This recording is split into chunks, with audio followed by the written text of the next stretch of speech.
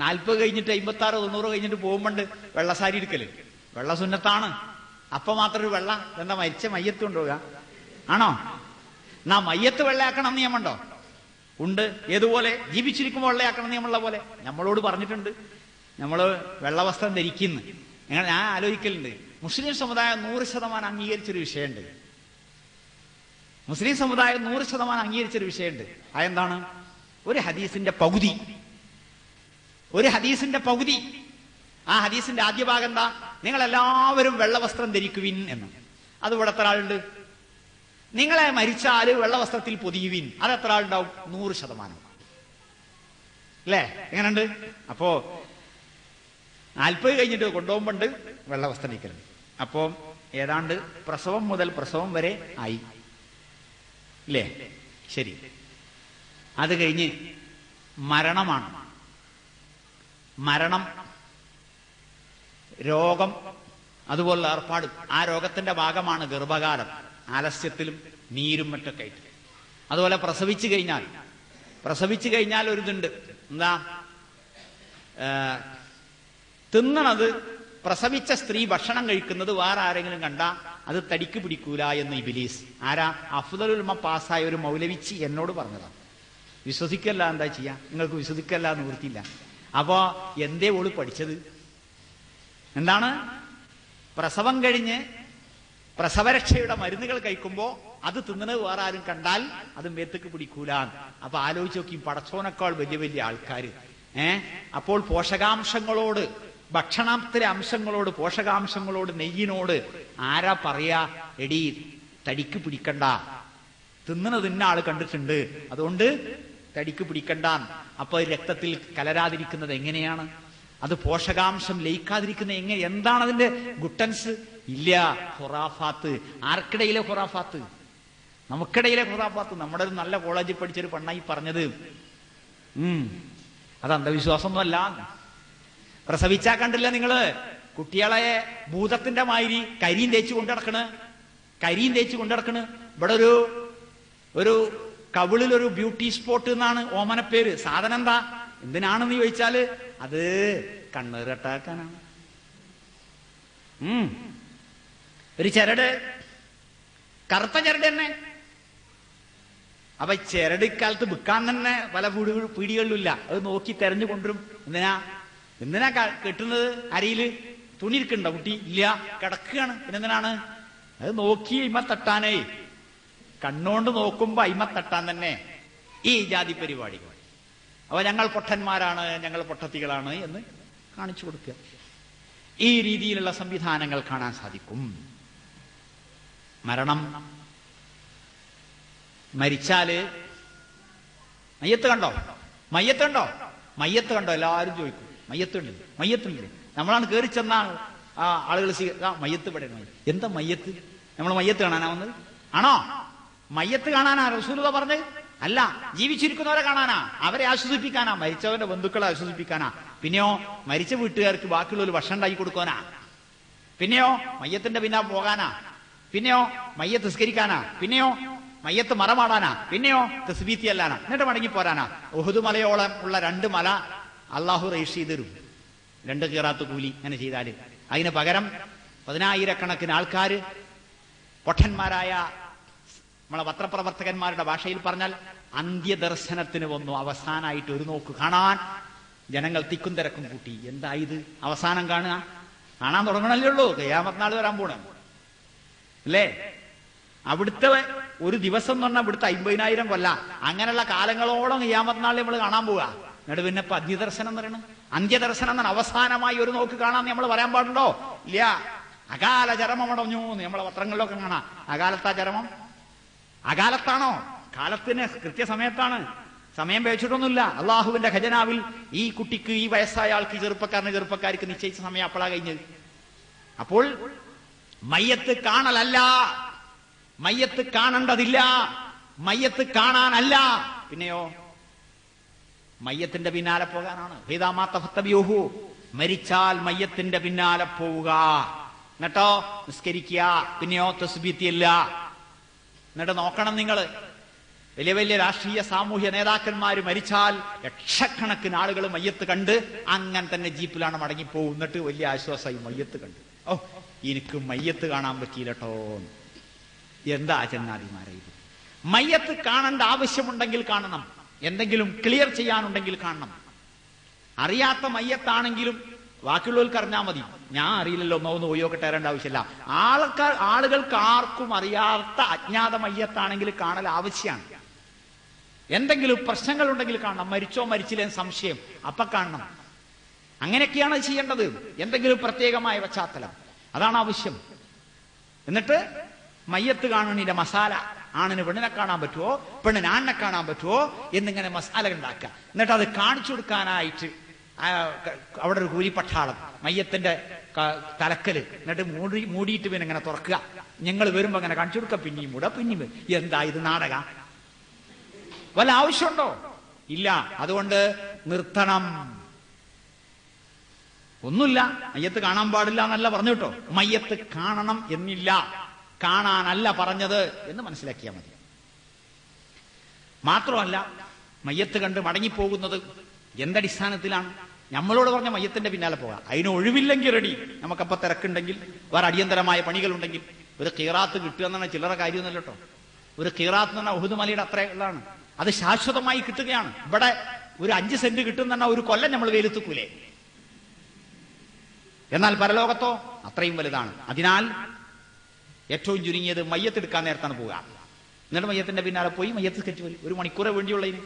അങ്ങനെ ചെയ്യാൻ നമ്മൾ ശ്രമിക്കണം. മയ്യത്ത് നമ്മളെ കാത്തുക്കരുത്. നമ്മൾ മയ്യത്തിനെ കാത്തുക്കല്ലാതെ മയ്യത്ത് നമ്മളെ കാത്തുക്കരുത്. വാപ്പ മരിച്ച് പറഞ്ഞേൽക്കാൻ സമയമായി, എന്നിട്ടും മയ്യത്ത് കബറടക്കിയില്ല.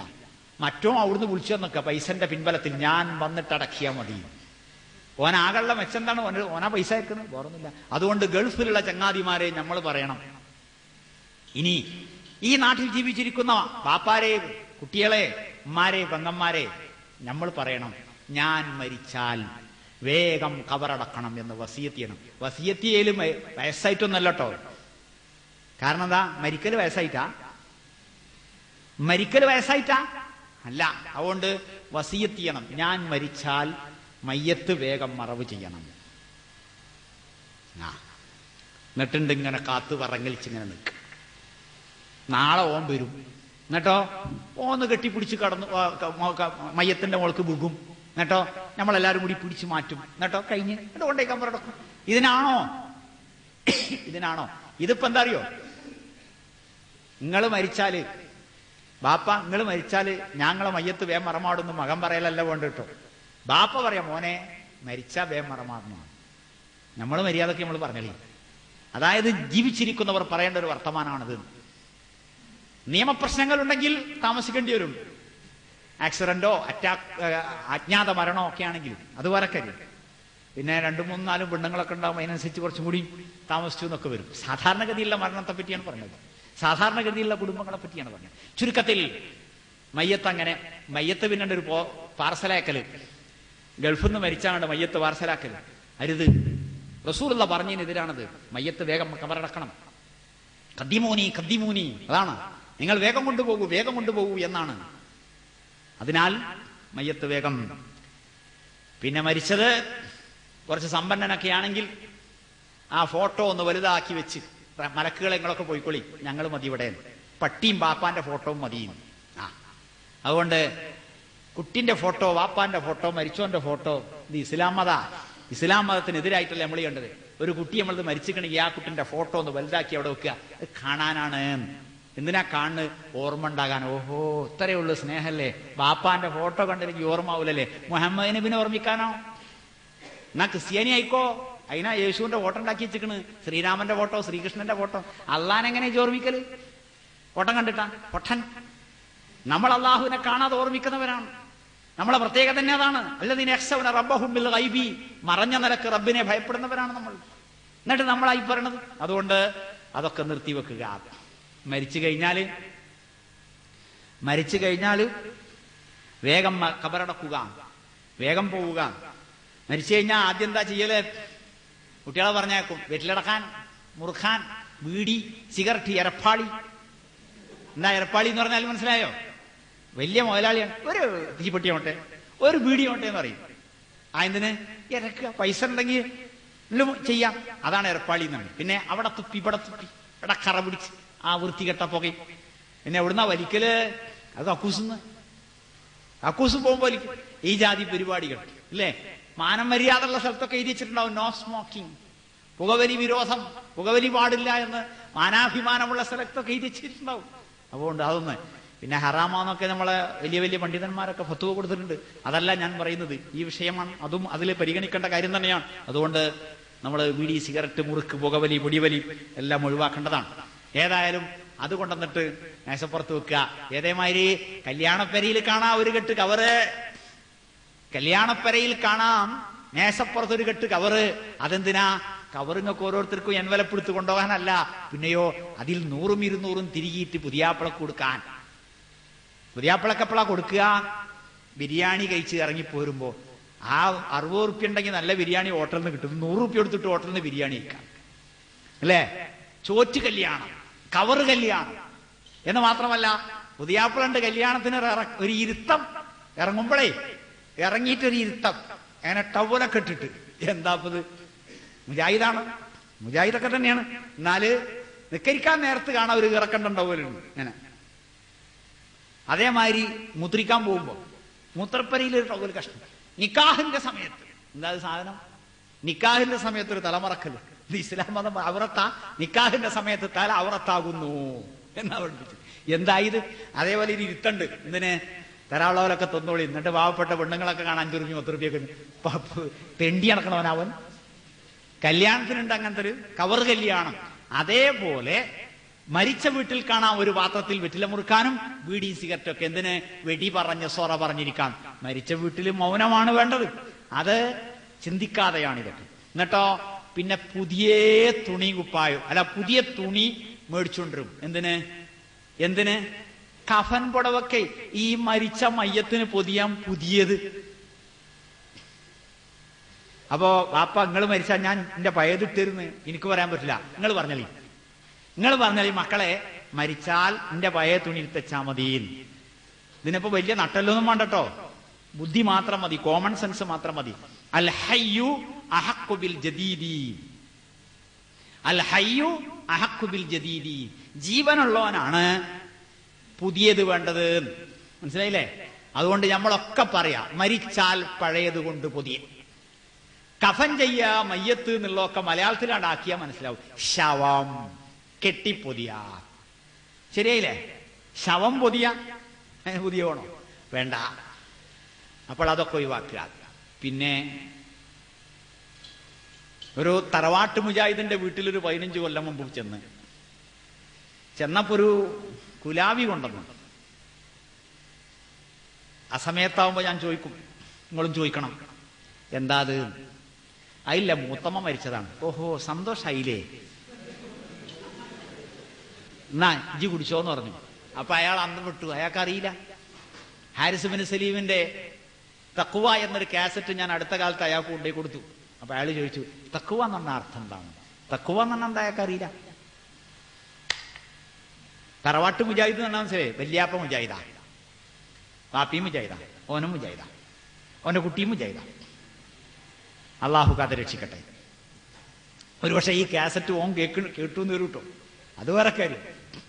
ഒരു കാലിച്ചായ കുറയുന്നു, അത്ര വേറൊന്നുമില്ല. അവിടെ ചെന്നാൽ ഒരു കാലിച്ചായ കുറയുന്നു, അത്രയേ ഉള്ളൂ. പ്രശ്നമതല്ല, നമ്മൾ പഠിക്കാനുള്ള. ഞാൻ ആളെ വരുന്നു പറഞ്ഞില്ലല്ലോ, നിങ്ങൾ പറഞ്ഞ അവിടെ മനസ്സിലാവുന്നില്ലല്ലോ. ഇപ്പോ മനസ്സിലായോ? ആരാന്ന് മനസ്സിലായോ? ഇല്ലല്ലോ, ഇല്ല, അത്രേ ഉള്ളൂ. അപ്പോൾ ഒക്കെ മുജാഹിദുകൾക്കിടയിൽ തന്നെ നിലവിലുണ്ട്. അല്ല, മറമാടിയിട്ട് വരുമ്പോ തന്നെ അങ്ങാടിയിലെ ഹോട്ടലിന്റെ അവിടെ വന്നിട്ട് മരിച്ചോന്റെ മകൻ വിളിക്കും, വരും വരും വരും, ചായ പിടിച്ചു പോവാ, ചായ പിടിച്ചു പോവാ.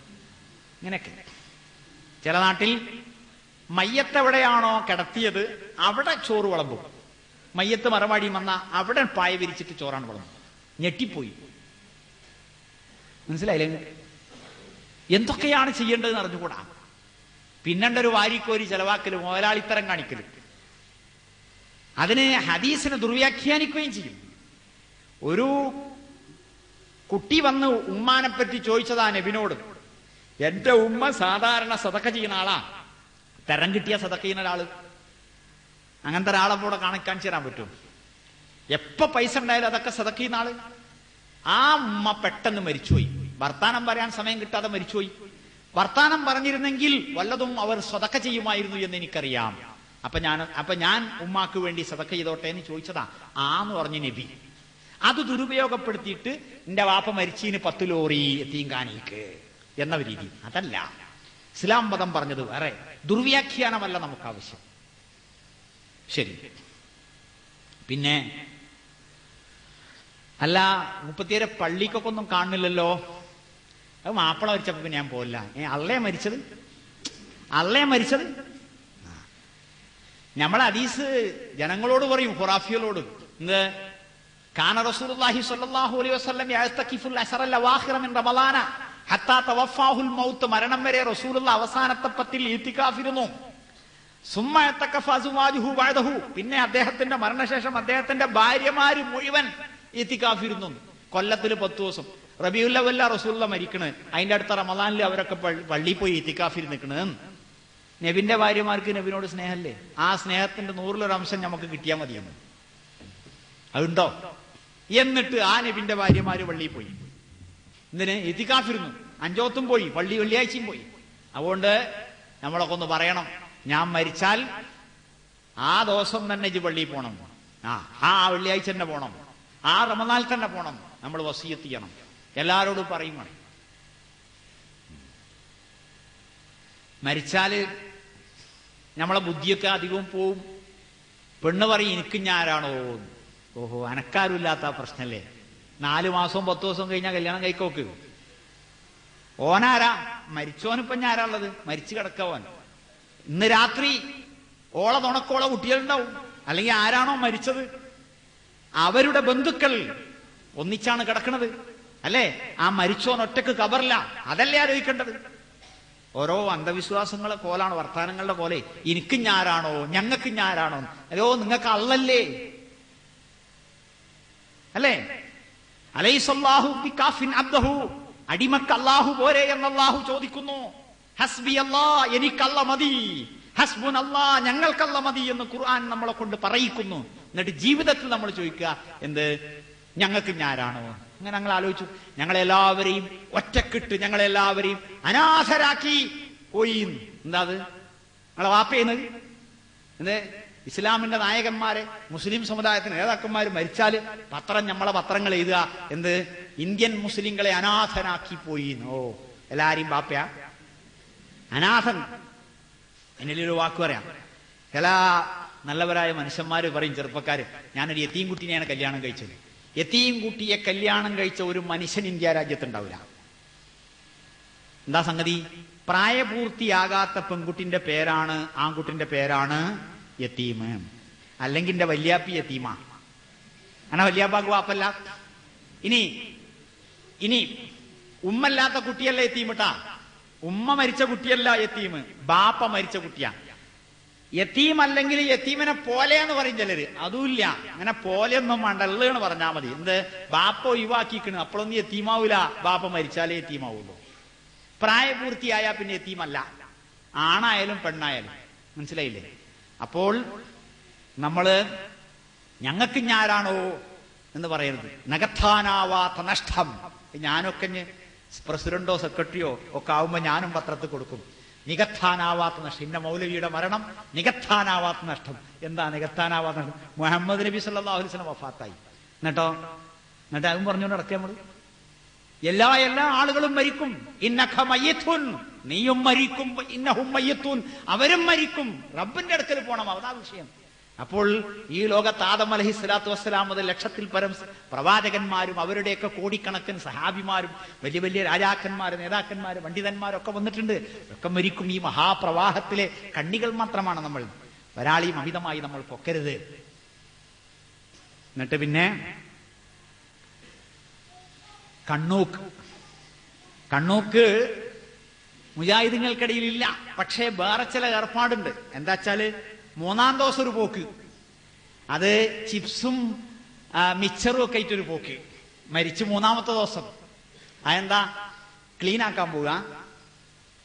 ഇവിടെ തഅസിയത്ത് എന്ന് പറഞ്ഞാൽ ദുഃഖിതരെ ആശ്വസിപ്പിക്കുന്നതിന്റെ ഏർപ്പാടാണ്. ദുഃഖമില്ലാത്തവന് ദുഃഖം ഉണ്ടാക്കുകയല്ല, ദുഃഖമില്ലാത്തവന് ദുഃഖം ഉണ്ടാക്കും, ഒരു ചടങ്ങാക്കുന്നല്ലത്. വല്ല വിഷമങ്ങളൊക്കെ ഉണ്ടെങ്കിൽ ആശ്വസിപ്പിക്കാൻ. അതിലപ്പുറം പിന്നെ ആ വീട് മരിച്ച വീടാകരുത്. 3 ദിവസം കഴിഞ്ഞാൽ ആ വീട് മരിച്ച വീടാകരുത്. അതാ വിഷയം. അപ്പം വെള്ളിയാഴ്ച മരിച്ചാൽ ഞായറാഴ്ച അവിടെ ഇറച്ചി വാങ്ങിക്കോളീൻ, മീൻ വാങ്ങിക്കോളീൻ, സാധാരണമായി നടന്നോളീൻ, സ്കൂൾക്കും കോളേജിക്കൊക്കെ പോയിക്കും, പീടിയൊക്കെ തുറന്നോളീൻ, ക്ലീൻ. പിന്നെ മരിച്ചു എന്നുള്ള വർത്താനം വിഷയാക്കേണ്ടതില്ല അവിടെ. ഇതാ ഇസ്ലാം മതം പഠിപ്പിച്ചേ. പിന്നെ അതാണ് അതിന്റെ വിഷയം. ദുഃഖാചരണം അതിന്റെ ചടങ്ങുകളാക്കി മാറ്റരുത്. അത് കഴിഞ്ഞാൽ പിന്നെ കാണാ ഉമ്മ എവിടെ? ഉമ്മ ഔത്ത. എന്തേ ഔത്ത്? അത് മറയിരിക്കുക. കക്കൂസില അല്ല, മറയിരിക്കുക. എന്താ സംഭവം? എന്താ ഈ സംഭവം? എന്താ ഇസ്ലാം മതത്തിൽ മറയിരിക്കൽ എന്നൊന്നില്ല, ഇദ്ദ മാത്രമേ ഉള്ളൂ. ഇദ്ദ എന്ന് പറഞ്ഞ അർത്ഥം എന്താ? അറബി പഠിച്ച മനുഷ്യന്മാരോട് ചോദിച്ചു, എണ്ണം കണക്കാക്കുക, ഓളെ കെട്ടിക്കാൻ 4 മാസം 10 ദിവസം എണ്ണാൻ. 4 മാസവും 10 ദിവസവും കഴിഞ്ഞാൽ ഭർത്താവ് മരിച്ച സ്ത്രീയെ കല്യാണം കഴിപ്പിക്കാം. അതിന് 4 മാസവും 10 ദിവസവും എണ്ണുന്നതിന്റെ പേരാണ് ഇദ്ദ. ഇദ്ദ എന്ന് പറഞ്ഞാൽ അതത് എന്ന് പറഞ്ഞ എണ്ണം, അദ്ദ എന്ന് പറഞ്ഞാൽ എണ്ണി, ഇദ്ദ എന്ന് പറഞ്ഞാൽ എണ്ണൽ, എണ്ണം തികക്കൽ. മനസ്സിലായില്ലേ? അപ്പൊ ഇദ്ദന്റെ നിയമം എന്താ? അത് പഠിച്ചോളി. മറയിരിക്കൽ ഇല്ല. വടകരയാണ് ചെന്നാ പിന്നെ എവിടെ ദ്വാരങ്ങളുണ്ടോ ജനലും വാതിലൊക്കെ അടച്ച്, എവിടെയെങ്കിലും വെന്റിലേറ്ററിന്റെ ഓട്ടുണ്ടെങ്കിൽ അതൊക്കെ അടച്ച് വീര്യപ്രകാശം കിടക്കാത്ത കോലത്തിലാക്കുക. കുറച്ചു മുമ്പൊക്കെ മൊട്ടടിക്കലേന്ന് ജാഹിലിയ കാലത്ത് 2 കൊല്ലം അല്ലെങ്കിൽ 1 കൊല്ലം ഒട്ടകത്തിന് ഒരു ചാളയിൽ ഈ പെണ്ണിനെ അടാക്കും. മാപ്പിള മരിച്ചാൽ ആ വസ്ത്രം അഴിക്കൂല, കുളിക്കൂല, അലക്കൂല. 1 കൊല്ലം കഴിഞ്ഞിട്ട് പിന്നെ ഒരു നല്ല പരിപരിപ്പുള്ള നാവുള്ള ഒട്ടകത്തെന്ന് പറഞ്ഞേക്കലാ. ഓളെ ശരീരം നക്കി നക്കി നക്കി പിന്നെ ആ തുണി പുറത്തു വന്ന് അങ്ങനെ ഓളെ കുളിപ്പിക്കലാണ്. അതൊക്കെ മാറ്റിയിട്ട് 4 മാസവും 10 ദിവസവും ഓളൊന്ന് ചില്ലറ ചട്ടവട്ടങ്ങളിൽ ജീവിക്കണം എന്ന് പഠിപ്പിച്ചു. അതാണ് ഇദ്ദ. എന്താ നിയമം? ഭർത്താവ്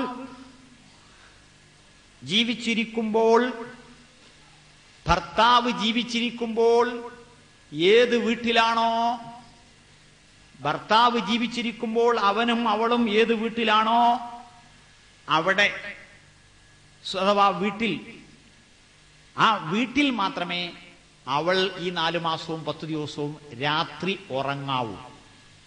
പകൽ പുറത്തു പോകാം, രാത്രിയും പുറത്തു പോകാം, ഉറങ്ങാൻ തിരിച്ചു വരണം. ക്ലിയർ അല്ലേ? ഉഹുദ് യുദ്ധത്തിന്റെ ശേഷം ഒരുപാട് സഹാബിമാര് മരിച്ചോലും പോയി. ഓലിങ്ങനെ പെരിയിലിങ്ങനെ ഒറ്റക്ക് കുത്തിരുന്ന്. അപ്പൊ ഓല് വന്നിട്ട് നബിനോട് പറഞ്ഞു, ഞങ്ങൾക്കാകെ മുഷിപ്പായി. അപ്പൊ നബി ശ്വാസം പറഞ്ഞു, നിങ്ങൾ രാത്രി ചങ്ങാതിമാരെ വീടുകളിലൊക്കെ പോയിട്ട്, ചങ്ങാഴ്ചകളെ കൂടെയൊക്കെ പോയിട്ട് വർത്താനം പറഞ്ഞോളി, സുറച്ചോളി, എന്നിട്ട് ഉറങ്ങാൻ അങ്ങോട്ട് വന്നോളി എന്ന് പറഞ്ഞു. പിന്നെ അടയാഭരണങ്ങൾ അണിയരുത് ഈ 4 മാസം 10 ദിവസം. പിന്നെ കല്യാണം ആലോചിക്കാം. ഭർത്താവ് ഞാൻ മരിച്ചാൽ എന്റെ ഭാര്യയെ നിങ്ങൾക്ക് കല്യാണം ആലോചിക്കാം. 4 മാസം 10 ദിവസം കഴിയണീന്റെ അടിയിൽ തന്നെ മരിച്ച ഉടനെ തന്നെ കല്യാണം ആലോചിക്കാം. അതിനെപ്പറ്റി സംസാരിക്കാം, തട്ടിമുട്ടി വർത്താനം പറയാ, ഉറപ്പിക്കണ്ട. ഇതൊക്കെ ഖുർആൻ പറഞ്ഞതാണ്, നിങ്ങൾ വായിച്ചു നോക്കുക.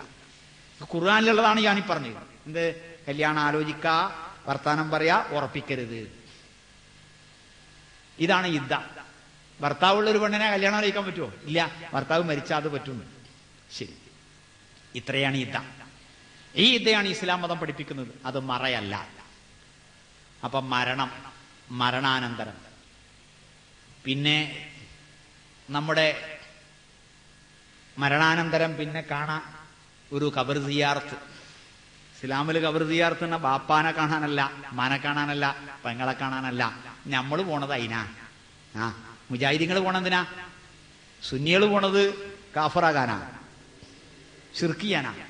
അള്ളാഹുവോട് ദുആയിരക്കാൻ, സ്വന്തം മരണത്തെയും പരലോകത്തെയും ഓർക്കാൻ, മരിച്ചവർക്ക് സ്വർഗം കിട്ടാൻ പ്രാർത്ഥിക്കാനാണ് മുസൽമാൻ പോകേണ്ടത്.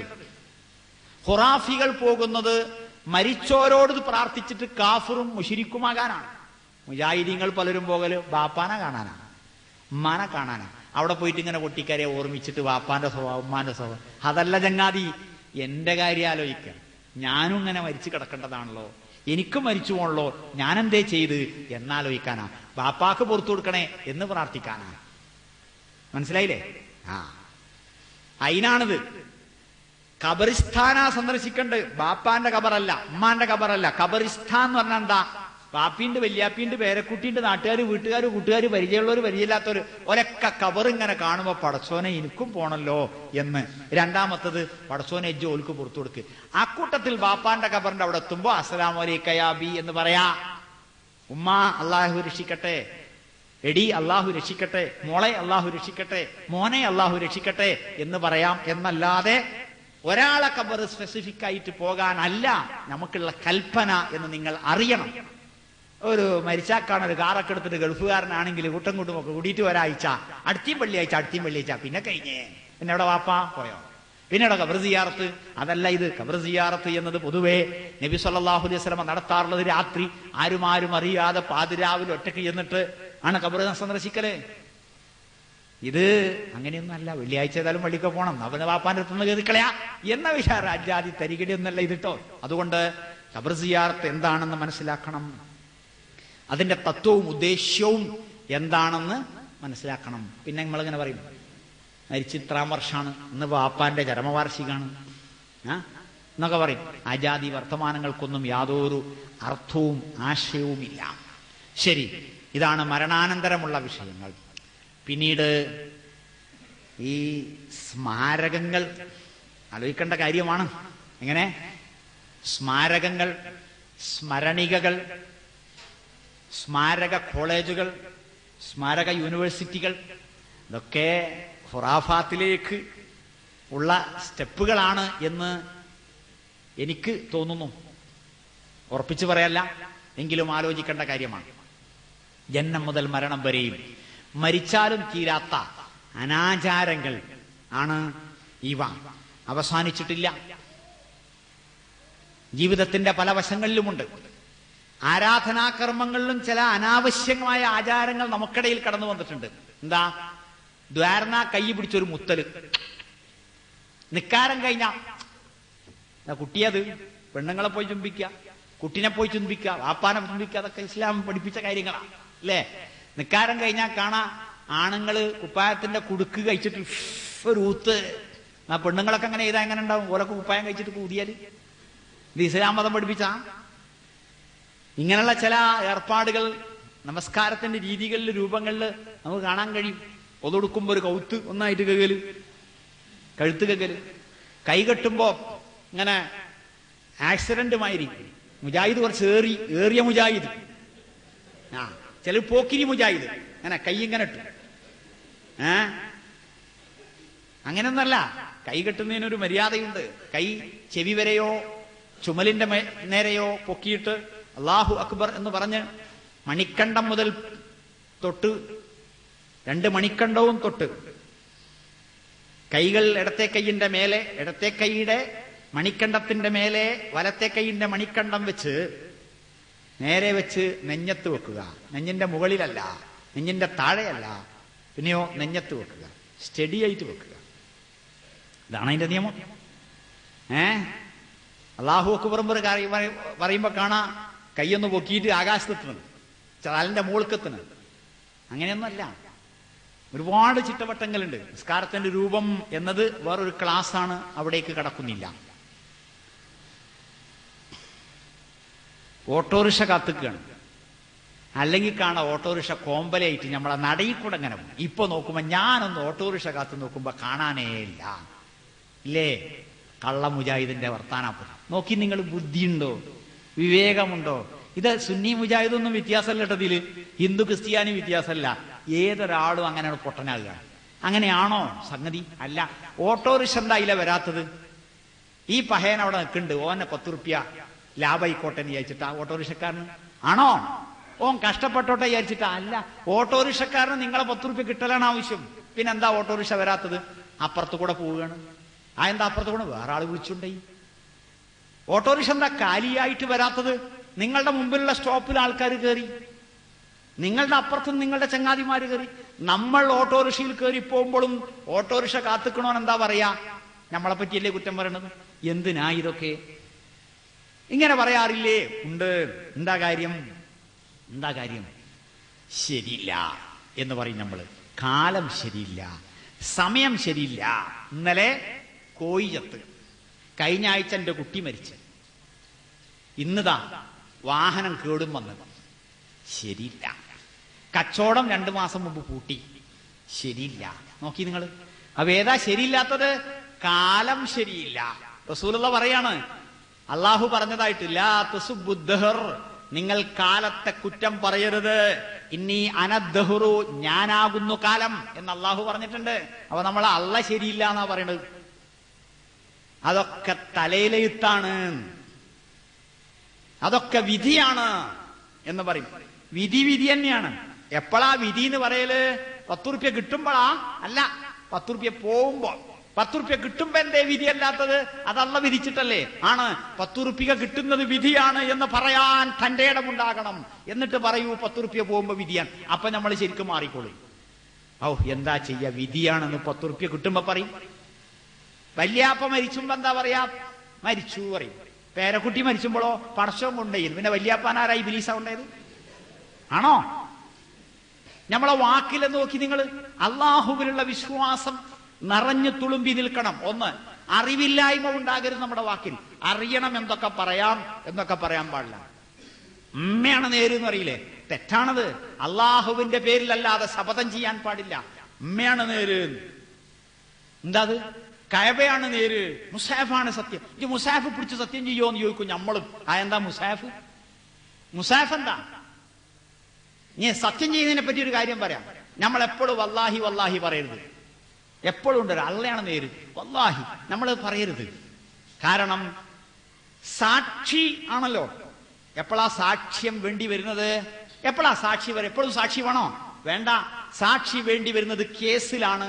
കേസ് പോലെയുള്ള സ്ഥലത്താണ്. കേസ് പോലെയുള്ള സ്ഥലം നിർത്താനായിക്കണോ? കേസ് പോലെയുള്ള സ്ഥലത്താണ്. കേസ് പോലെയുള്ള സ്ഥലത്തോ സാക്ഷി ആവശ്യമുള്ളത്. അതുകൊണ്ട് അള്ളാഹുവിനെ സാക്ഷി നിർത്തുന്നത് സൂക്ഷിച്ചു വേണം. അള്ളയാണ് സത്യം എന്ന് പറയുന്നത് സൂക്ഷിച്ചു വേണം. വേറെ യാതൊരു നിവൃത്തിയുമില്ല എന്ന് വരുമ്പോൾ നമ്മൾ പറയാനുള്ളതൊക്കെ പറഞ്ഞു, വിശ്വസിക്കാൻ പറ്റുന്ന തെളിവുകളെല്ലാം സമർപ്പിച്ചു, എന്നിട്ടും അവർ വിശ്വസിക്കുന്നില്ല എന്ന് വരുമ്പോൾ അള്ളാഹുവിനെ സാക്ഷി നിർത്തുക. പിന്നെ ഞാൻ വർത്താനം പറയുന്നത്, പിന്നെ വേറെ അതിന്റെ അപ്പുറം വർത്താനം പറയുന്നത്. അവസാനത്തെ വാക്കാണ് അള്ളാഹുവാണ് സത്യം എന്നത്. 2, തെളിവുകളൊന്നുമില്ലാത്തപ്പോൾ നമ്മളെപ്പറ്റി ഒരാൾ ഒരു കുറ്റം ഉന്നയിക്കുന്നു, അതിന് തിരിച്ച് അതല്ല എന്ന് പറയാനുള്ള തെളിവുകളൊന്നും നമ്മളെ കയ്യിലില്ല എങ്കിൽ അവിടെ അള്ളാഹുവിനെ സാക്ഷി നിർത്താം. അത് കഴിഞ്ഞാൽ പിന്നെ നമ്മൾ വർത്താനം പറയരുത് ആ വിഷയത്തിൽ. അവസാനത്തെ വാക്കാണ് അള്ളാഹുവിനെ സത്യം ചെയ്യൽ. കേട്ടോ? അതുപോലെ ഇൻഷാ അല്ലാഹ്, ഇത് 1000 റുപ്യ വേണം. അതൊന്നുമില്ല. അല്ല, തരണം. എന്നാ ശരി, എഴുതിക്കോ ഇൻഷാ അല്ലാഹ്. എന്താ അർത്ഥം? തരൂല. കല്യാണത്തിന് വിളിച്ച് എപ്പോഴാ? ശരി ഇൻഷാ അല്ലാഹ് ഞാൻ വരാം. അത് വരാന്നുള്ള തന്നെ. അതല്ലെങ്കിലോ വരാൻ ഉദ്ദേശിക്കുന്നത് ഇൻഷാ അല്ലാഹ്, ബാക്കി പറയില്ല. കള്ളന്മാരാകരുത്. നമ്മൾ അള്ളാനെ കുറ്റം പറയരുത്. എന്നിട്ട് എന്തേ വരാഞ്ഞ? ഇൻഷാ അല്ലാഹ് അല്ലേ. ഇൻഷാ അല്ലാഹ് എന്ന് പറഞ്ഞ അർത്ഥം ഞാൻ മരിച്ചില്ലെങ്കിൽ വരുന്ന. അപ്പറഞ്ഞ സംഗതി ഞാൻ മരിച്ചിട്ടില്ലെങ്കിൽ ചെയ്യുന്ന. താടി വടിക്കുക എന്നുള്ളത് തെറ്റാണ്, കുറ്റമാണ്, മോശമാണ്. അപ്പൊ അതിനെപ്പറ്റി ഒരാൾ പറഞ്ഞു കൊടുത്ത് നമ്മൾ താടി വെക്കല്ല ഇൻഷാ അല്ലാഹ് എന്നുവെച്ചാൽ പോകൂലെന്നല്ലേ, അങ്ങനെയല്ലേ? അതുകൊണ്ട് ഇന്നി ഫാഇലുൻ ദാലിക ഗദ, ഞാൻ അപ്പറഞ്ഞ സമയത്ത് ഞാനത് ചെയ്യും തീർച്ചയായും എന്നതിന്റെ കൂടെ പറയേണ്ടതാണ് ഇൻഷാ അല്ലാഹ്. അതുകൊണ്ട് ചിന്തിച്ചിട്ട് തീരുമാനിച്ചിട്ട് ആണ് ഇൻഷാ അല്ലാഹ് പറയേണ്ടത്. അല്ലാതെ നമ്മൾ ആരും ഇൻഷാ അല്ലാഹ് പറയരുത്. മനസ്സിലായില്ലേ? അല്ലാഹ് എന്ന് പറയും, അത് പറയരുത്. കുഴങ്ങുമ്പോ പറയേണ്ട ഒരു വാക്കല്ല അല്ലാഹ്. അല്ലാഹ് അല്ല. അല്ലാഹുവേ, ഒന്ന് അല്ലാഹ് എന്നൊരു ദിക്റില്ല. മനസ്സിലായോ? അല്ലാഹ് എന്നൊരു ദിക്റില്ല. അതൊക്കെ മൗലിയന്മാരെ തരികിട പരിപാടിയാണ്. അല്ലാഹ് എന്നൊരു ദിക്റില്ല.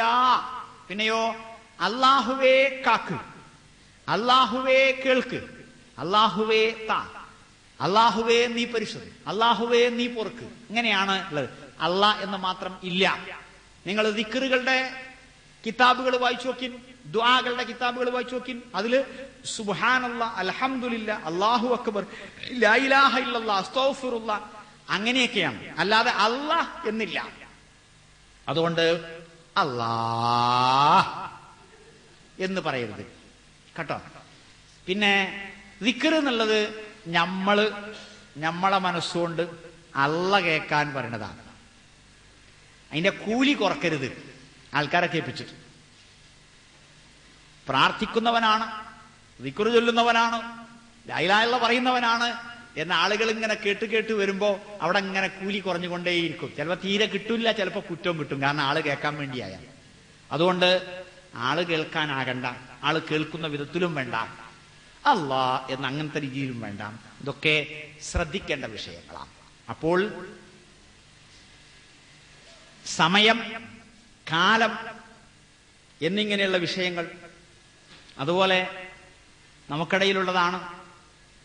നമ്മള് ഒരു ഹോട്ടല് ലോഡ്ജ് തുടങ്ങുകയാണെങ്കിലും അതിൽ 13-ാം നമ്പർ കാണുന്നില്ല. ആര്? മനുഷ്യന്മാരെ.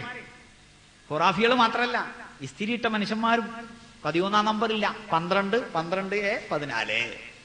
അങ്ങനെയാണ് ഈ 101, 201 വരുന്നത്. എന്തിനാ ഈ 13 ഒഴിവാക്കാനാ?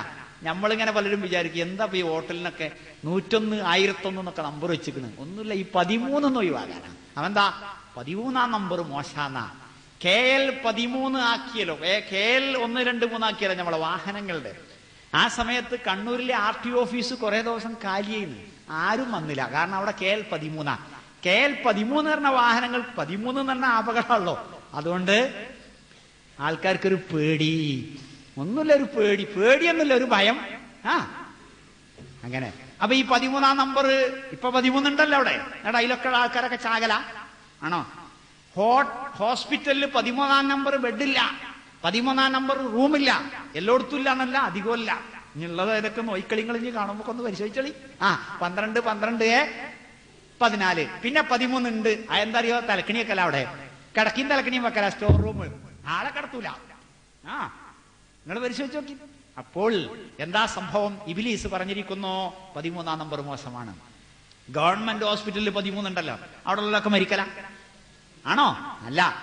ഗവൺമെന്റ് സംവിധാനത്തിലൊക്കെ 13 നമ്പർ ഉണ്ടല്ലോ, ഉണ്ട്. 7 നല്ല നമ്പർ, സൂപ്പർ എന്ന് പറയും.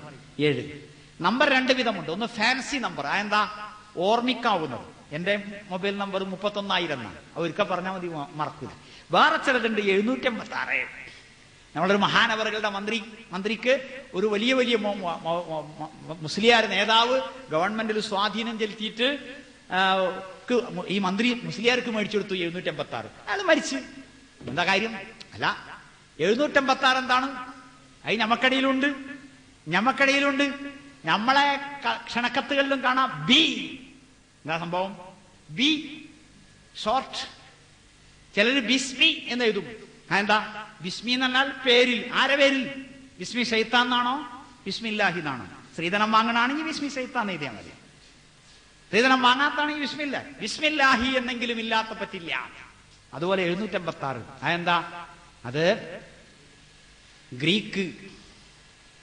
ഗ്രീക്ക് സംസ്കാരമാണ്. അസ്മാ തൽമസാത്ത്, ക്ഷുദ്രപ്രവർത്തനങ്ങൾ, ഹോമം, യാഗം, മന്ത്രം, ആഭിചാരം, മന്ത്രവാദം തുടങ്ങിയ ഏർപ്പാടുകളുടെ ഒരു രീതിയാണ് അബ്ജദ്, ഹവ്വദ്, ഹുത്തി, കലമൻ. അതിന് ഒരു അക്കത്തിന്, അക്ഷരത്തിന് നമ്പർ, അക്ഷരത്തിന് അക്കത്തിന്റെ നമ്പർ. അങ്ങനെ 1, 2, 3, 4, 5, 6, 7, 9, 10, 20, 30, 40, 50, 60, 70, 100, 200, 300, 400. അങ്ങനെ ആ കണക്കൂട്ടിയിട്ടാണ് 786 ബിസ്മില്ലാഹിർ റഹ്മാനിർ റഹീം. അങ്ങനെ കൈ കെട്ടിയിട്ട് 786 അൽഹംദുലില്ലാഹി റബ്ബിൽ ആലമീനിർ റഹ്മാനിർ റഹീം. അങ്ങനെയുണ്ട്. ഇതാണ്. അപ്പോൾ 786 നമ്മൾക്കിടയിലുമുണ്ട് ചില ഇത്. അതുപോലെയാണ് 7.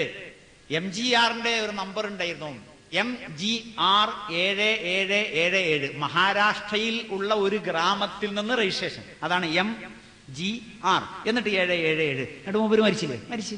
അപ്പൊ പിന്നെ എന്തിനാ ഇത് സംഗതി? അക്കങ്ങൾ മനുഷ്യനെ കാക്കുമോ? അക്ഷരങ്ങൾ മനുഷ്യനെ കാക്കുമോ? ഇല്ല. പിന്നെന്തിന്? ദിവസം നല്ല ദിവസങ്ങൾ വന്ന് ഭക്ഷണം ഉണ്ടാക്കിയതിനെ പറ്റിയാണെങ്കിലും ഒക്കെ നമ്മളെല്ലാവരും ഉള്ള ദിവസം എന്നാണെങ്കിലും ഒക്കെ.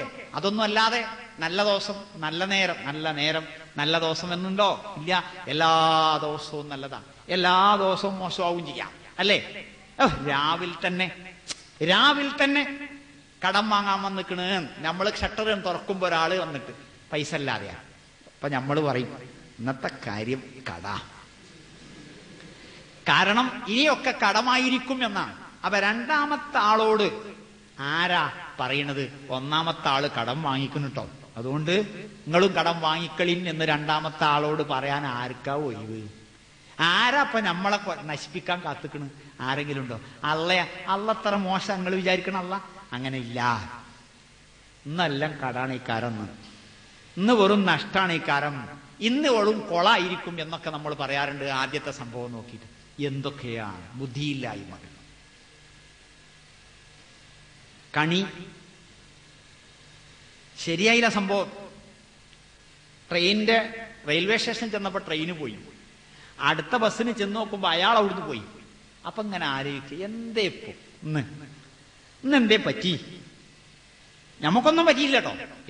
നമ്മൾ വളരെ കണ്ടീഷനാ. പിന്നെന്തേ? ആ കണ്ടതേ രാവിലെ ഇറങ്ങുമ്പോ കണ്ടത് ഈ ജാതി. അപ്പൊ എന്താ? കണി. എവിടെ മുജാഹിദ്? എവിടെ ബുദ്ധി? കണി.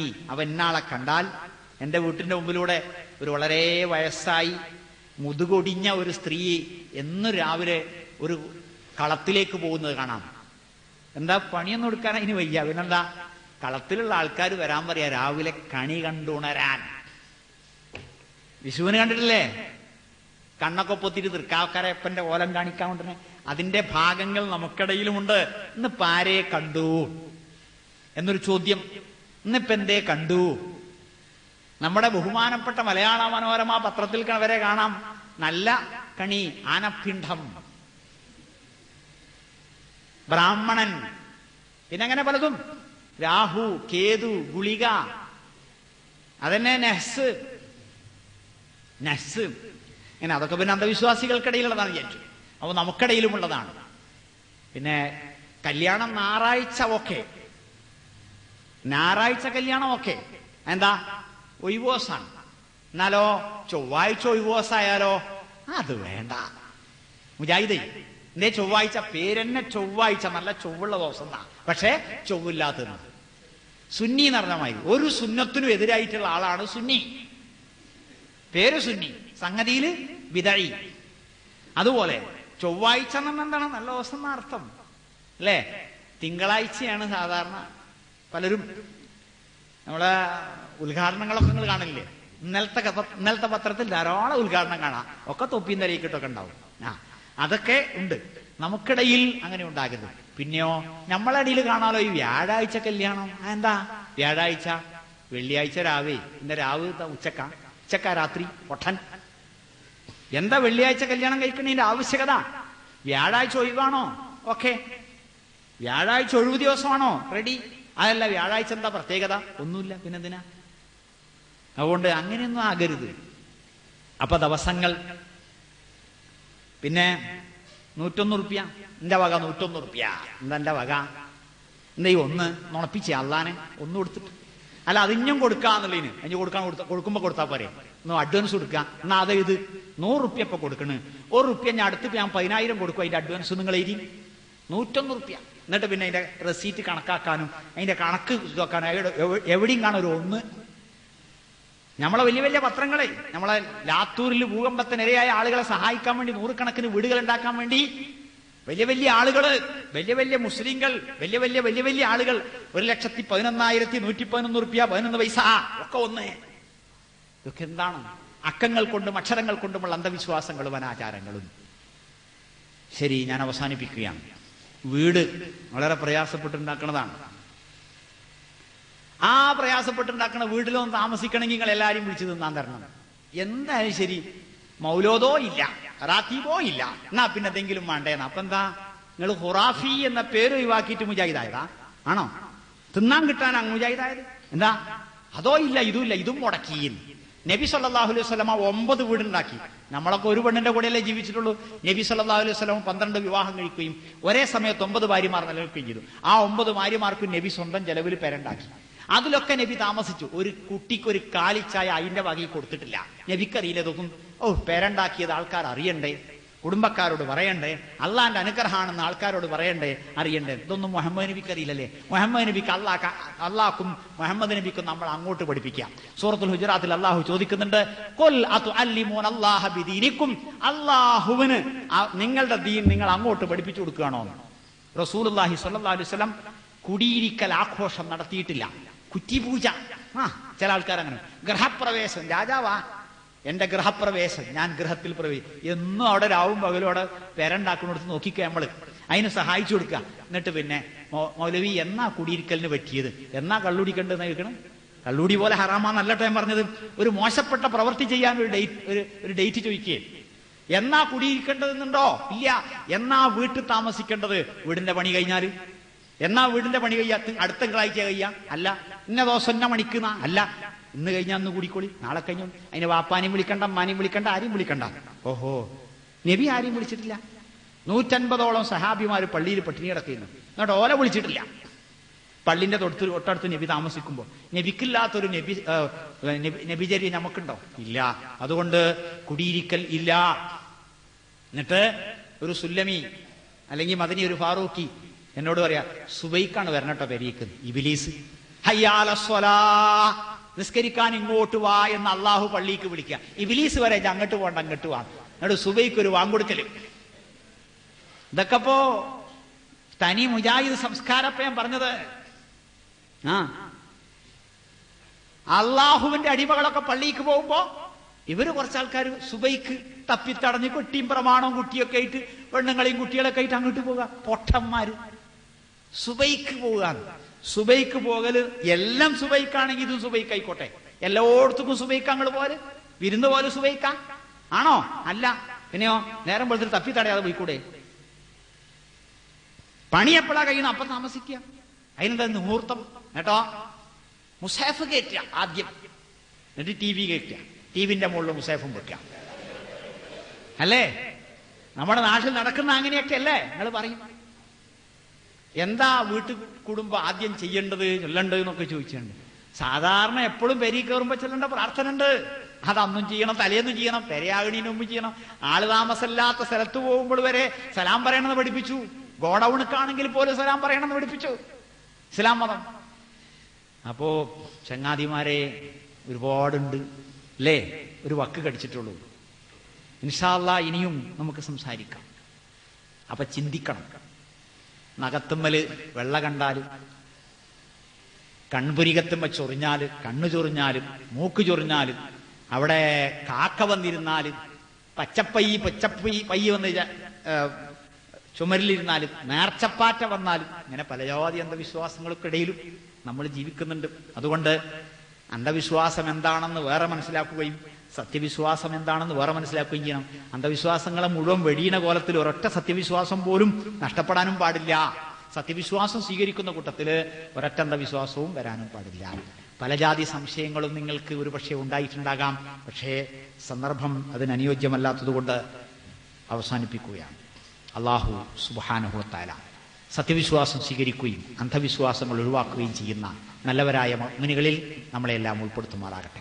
അല്ലാഹുവേ, നിന്റെ ദീനിനെ ശരിയായ രീതിയിൽ മനസ്സിലാക്കുവാൻ, അതിന്റെ അടിസ്ഥാനത്തിൽ മനുഷ്യവംശത്തെ രക്ഷിക്കുവാൻ നീ ഞങ്ങൾക്ക് തൗഫീക്ക് നൽകുമാറാകണം. പടച്ചവനെ, ബുദ്ധിയും വിവരവും ഞങ്ങൾക്ക് നീ വർദ്ധിപ്പിച്ചു തരണമേ. അറിവില്ലായ്മയിൽ നിന്ന്, അശ്രദ്ധയിൽ നിന്ന്, അവഗണനയിൽ നിന്ന് ഞങ്ങളെ നീ രക്ഷപ്പെടുത്തുമാറാകണം. ഹലാലായ മാർഗത്തിൽ മാത്രം സമ്പാദിക്കാൻ, ഹറാമായ സമ്പാദ്യങ്ങളിൽ നിന്ന് വിട്ടുനിൽക്കാൻ ഞങ്ങളെ നീ അനുഗ്രഹിക്കുമാറാകണം. പടച്ചവനെ, ഉപകാരമുള്ള പ്രയോജനമുള്ള നല്ല കാര്യങ്ങൾ മാത്രം ചെയ്യാൻ, ഉപകാരമൊന്നുമില്ലാത്ത കാര്യങ്ങളിൽ നിന്ന് വിട്ടുനിൽക്കാൻ ഞങ്ങൾക്ക് നീ തൗഫീക്ക് നൽകണം. നല്ല വാക്ക് പറയാൻ, ചീത്തവാക്ക് ഒഴിവാക്കാൻ, നല്ല വാക്ക് കേൾക്കാൻ, ചീത്തവാക്ക് കേൾക്കാതിരിക്കാൻ ഞങ്ങൾക്ക് നീ തൗഫീക്ക് നൽകണം. റബ്ബനാ അതിനാ ഫിദ്ദുനിയാ ഹസന വഫിൽ ആഖിറതി ഹസനതൻ വഖിനാ അദാബന്നാർ. വൽഹംദുലില്ലാഹി റബ്ബിൽ ആലമീൻ. അസ്സലാമു അലൈക്കും വറഹ്മത്തുള്ളാഹി വബറകാതുഹു.